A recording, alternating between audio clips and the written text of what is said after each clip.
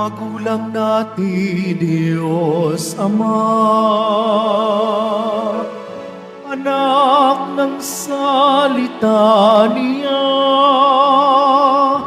tayong mga una.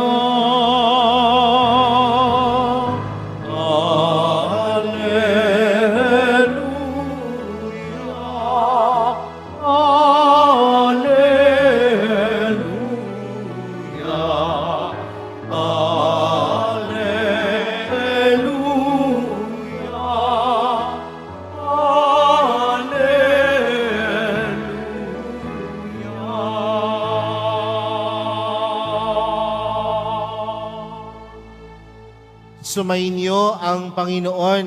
At sumayo rin. Ang mabuting balita ng Panginoon ayon kay San Mateo. Papuri sa iyo, Panginoon.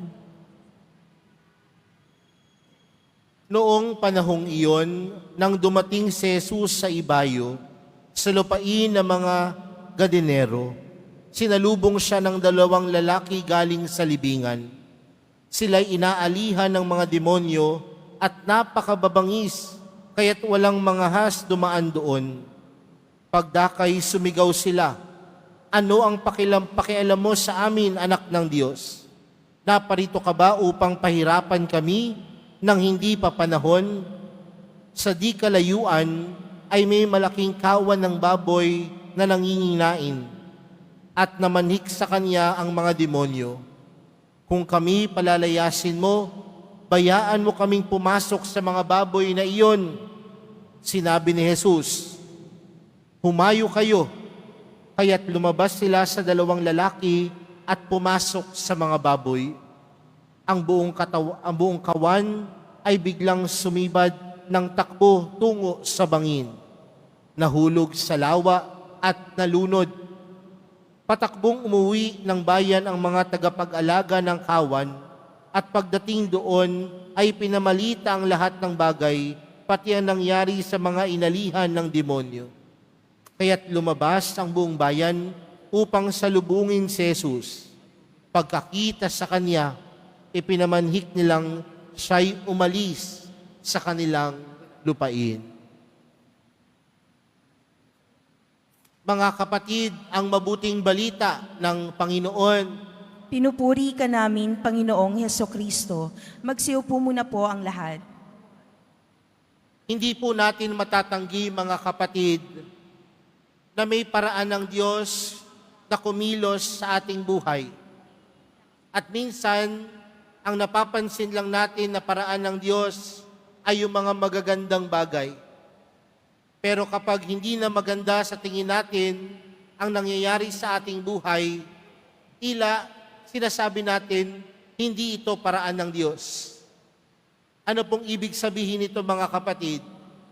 May mga pagkakataon po na kapag puro na lamang tagumpay ang naatim natin sa ating buhay, lagi nating sinasabing, pinagpala tayo ng Diyos.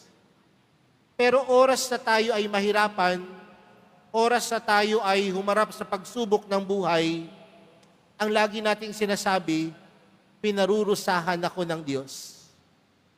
Pero mga kapatid, tandaan po natin na ang kagustuhan lamang ng Diyos para sa atin ay mabuti at maganda. Ang kagustuhan lamang po ng Diyos para sa atin, mabuti at maganda. Bakit ko po sinisimulan sa ganitong pamamaraan ang ating pagninilay sa hapong ito? Dahil kung mapapansin po natin sa ating ebanghelyo, si Jesus ay nagpalayas ng demonyo. At nung pinalayas niya ang demonyo, saan pumunta ang demonyo? Sa mga baboy. At sino po ang nagalit?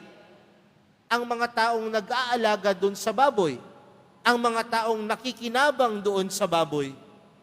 Kaya nga doon sa kwento ng ating ebanghelyo, anong ginawa, anong pakiusap ng mga tagapag-alaga ng baboy? Umalis po kayo dito sa amin. Ang nakita nila, hindi yung milagro na ginawa ng Panginoon. Ang nakita nila, nung mga oras na yon, nawalan sila ng hanap buhay. Dahil ang pag-aalaga ng baboy nung panahon ni Jesus ay paghahanap buhay, isang negosyo, pinagkakakitaan nila. Pero tandaan natin mga kapatid, na sa buhay natin, kung gusto natin ng tunay na pagbabago, minsan ito'y masakit. Minsan ito'y naghihintay sa atin ng sakripisyo. Minsan, naghihintay po ito sa atin ng kapalit. Kaya magandang pagnilayan mga kapatid, na sa bawat minuto ng ating buhay, may maganda mang nangyayari, may hindi man tayo tinuturing na magandang nangyayari, tandaan natin, lahat ito may kaakibat na pagpapala.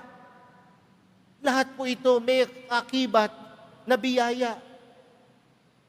Dahil kung tutuusin mga kapatid, lahat naman ng ginusto ng Diyos, maganda para sa atin.